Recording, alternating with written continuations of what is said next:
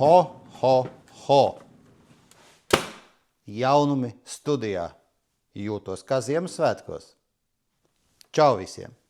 Vesels tornīts ar jaunumiem instrumentu sortimentā no uzņēmuma Festool, kurš tirdzniecībā nonāks šī gada rudenī. Apskatīsim katru instrumentu atsevišķi, ko tad mēs sagaidīsim šī gada rudenī no Festool. Iespējams, ka daudz no jums jau to nojauš, bet pamatā visi jaunumi ir saistīti par un ap akumulātoru instrumentiem. Respektīvi, jau esošie instrumenti ir pārtapuši akumulātoru versijā, un daudziem no viņiem ir nākuši klāt vai nu jauni aksesuāri, vai arī ir modificēti paši instrumenti. Tad ejam pēc kārtas. Pirmais instruments – klasiskā Festool virsfrēze OFK, kura iegūst savā numerācijā burtiņu C, OFK-C, kas ir kordlis, OFK-C 500. Jeb tā tautā saucamais cīsiņš. Tie, kas lieto šo te maliņu frēzi no Festool, jau zina par viņu funkcijām, un tā galvenā atšķirība, ka šī modifikācija jau ir ar akumulātoru. Kas ir būtiski? Jaunie bezoglīšu dzinēji, kas jau nāk akumulātoru instrumentos, ļauj viņiem strādāt ļoti klusi, kā arī ļoti ātri apstāties, kas ir ērti ikdienā strādājot ar šādu veidu instrumentiem.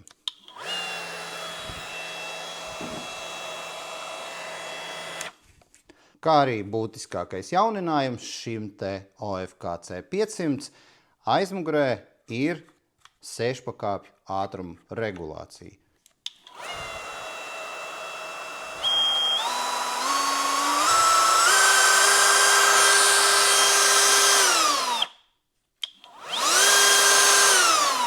Klusa, ļoti ātri apstājās, kā arī akumulātoru versijai var redzēt, ka akumulātoru stiprinājuma vieta ir noliekta nedaudz pa labi no instrumenta centra as.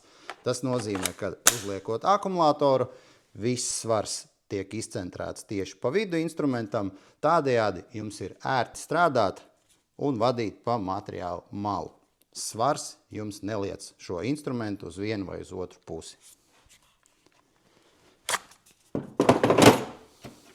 Kā nākamais jaunums sortimentā ir mazā virsfrēze MFK-C 700, kas arī ir piedzīvojusi transformāciju no vada uz akumulātoru instrumentu. Praktiski šeit ir tieši viss, kas ir vada versijai, tikai darbinām ar akumulātoru un jau ir aprīkota ar bezoglīšu dzinēju. Klusāk strādā, ātrāk apstāšanās, 6 ātruma pozīcijas.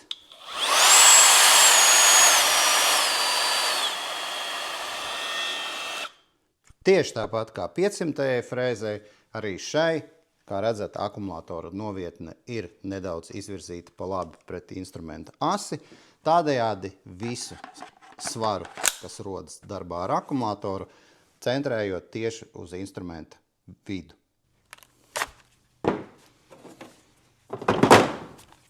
Un tas būtiskākais jauninājums, kas attieksies tieši uz šīm te MFK un MFK-C 700 sērijas virsfrēzēm, ir aksesuāru komplekts, kas nāks atsevišķā sistēnerā. Aplūkosim viņu nedaudz tuvāk.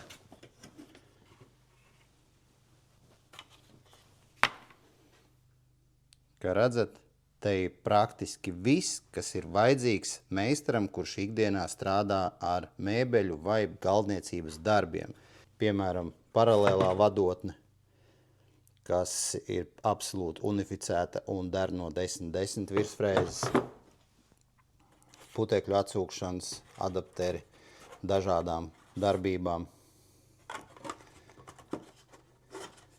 Ir kopējošie gultņi, līdzīgi kā jau ir vada versijai, gan radiusiem, gan arī paralēlajām malām. Ir darba plakne, lai kopētu gan koka detaļām radiusus, gan arī paralēlās malas. ir kopējošie gultņi, lai strādātu ar parastajām kāta frēzēm bez kopēšanas gultņu.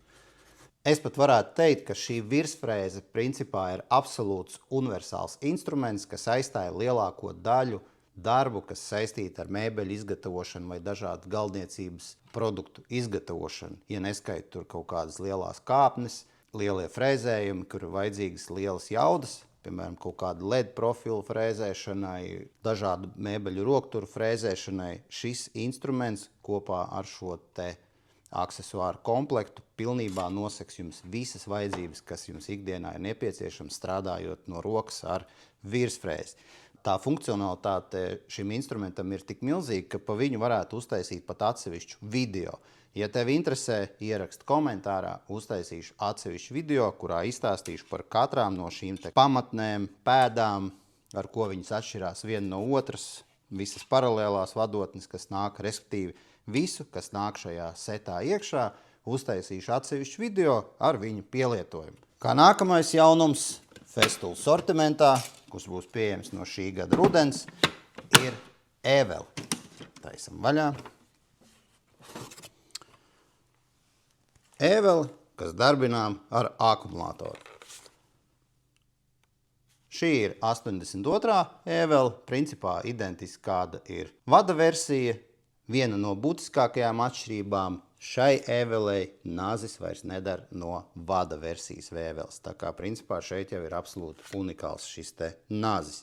Festool ēveles vispār ir ļoti unikāls, salīdzinot ar cita ražotāju šīm te elektriskajām vai akumulātoru darbināmajām ēvelēm.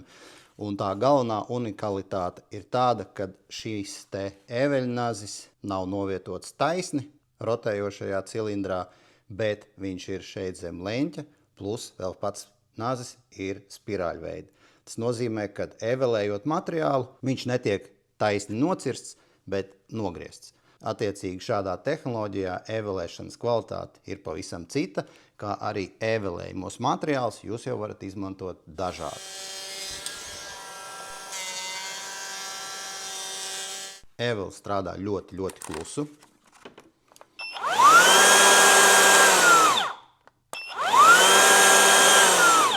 Kā arī patīkam ātra apstāšanās. Pārējais viss paliek kā vada versijai, tikai būs pieejams jauns aksesuārs, kas būs iegādājams atsevišķi. Ir šāda te pamatne, kas ļauj jums ērtāk vadīt ēveli pa materiālu, lai novāktu to saucamo fāzīti. Kā nākamais jaunums ir upgrades jau leģendārajam akumulātoru ribzāģim HKC 55. Un tas galvenais jauninājums ir jauna elektronika, aprīkots jau ar kickback funkciju, līdzīgi kā 60. zāģim. Komplektēts jau tiek ar plānāku ripu, līdz ar to jūs varat šo zāģi izmantot jau ar 18 voltu 8 ampērīgajiem akumulatoriem, iegūstot lielāku zāģēšanas laiku, kā arī iegūstot daudz lielāku jaudu, zāģējot, piemēram, garenvirzienā. Pārējais instrumentam paliek kā bijis līdz šim. Galvenais jauninājums – jauna elektronika un lielāka jaudas zāģēšanas procesā. Nu un to pašu galveno jaunumu atstāju uz beigām intrigai. Draugi, iepazīstaties Festool Domino DFC 500. Tieši tā, 500. Domino ir akumulātora versijā. Tadām! Jaunums ir ne tikai pats Domino kā akumulātora versija,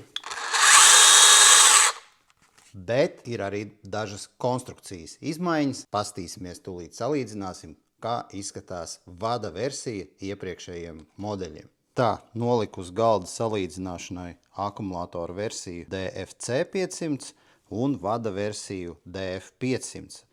Protams, ir daudz ērtāks šis te rokturs, lai strādātu ar instrumentu. Jāsaka, ka Domino līdz šim šīs rokturs nav no ērtākajiem. Ja strādā kopā ar puteksūcēju, nereti diezgan traucē tā puteksūcēja nosūkšanas truba. Ieslēgšanas poga atrodas, protams, ērti pieejamā vietā. Arī šai vada versijai nebija nekādas vainas. Pārējais, kas attiecās uz dziļuma iestatījumiem, paliek tas pats. ir izmainīta forma šim te augstuma regulētājam, kā arī izmainīta ir forma šiem te fiksatoriem, kas fiksē ne tikai šo te frēzēšanas leņķi, bet arī frēzēšanas materiāla augstumu. Vecajiem viņi izskatījās šādi. Bet nākamais būtiskākais jauninājums tieši pašā konstrukcijā ir šīs te ulpšanas pamatnes konstrukcija. Kā redzam, vecajam domino ir šīs te plasmas tapas, kas jums palīdz ātri nobāzēt instrumentu pret materiālu malu, neatkarīgi no kuras puses jūs to darat, tādējādi veicot precīzes urbumus ātri un ērti. Savukārt, jaunajā versijā ir līdzīgi kā 700. domino. Šādi te pini izlec ārā un attiecīgi jūs varat izvēlēties strādāt pret tuvajiem piniem, šādi te nofiksējot tos tālos, vai arī, ja gribat, strādājat pret tālajiem piniem. Un attiecīgi, tad, kad jūs strādājat pret otru pusi, šī iespiežās, bet nenofiksējās. Lai nofiksētu, viņi jāiespiež nedaudz dziļāk iekšā. Līdz ar to izmaiņas ir skārušas attiecīgi arī šajos te atbalstos, kas atsevišķi skrūvējās pie domino šīs te urpšanas pēdas. Jaunais ir vienkārši parasts, kur vecajā ir šīs te papildus atbalsta tapas. Savukārt jaunajā viņas vairs nav nepieciešams, jo ir integrēts jau pašā domino pēdā iekšā. Kā arī skārušas ir nopietnas izmaiņas šī te augstuma regulācija. Ja mēs paskatāmies vecajam domino, visa tā kustība notika pa šādu te alumīnija sliedi. Fiksējās šeit. Tad jaunajam, var redzēt, ir jau atsevišķi 2 metāla ragi, kas visticamāk nodrošina daudz ilgāk dzīvotspējīgu, saglabājot precizitāti regulēšanas procesā. Šāda jaunā tipa frēzēšanas pamatne priekš domino 500 būs arī vada versijā, kas nāks jau no šī gada rudens. Šie bija galvenie jaunumi instrumentu sortimentā no uzņēmuma Festool, kuri nonāks tirdzniecībā 2025. gada rudenī. Sekojiet jaunumiem, parakstaties uz manu kanālu, liekat šim video like un uz tikšanos nākamajos video par instrumentiem. Čau!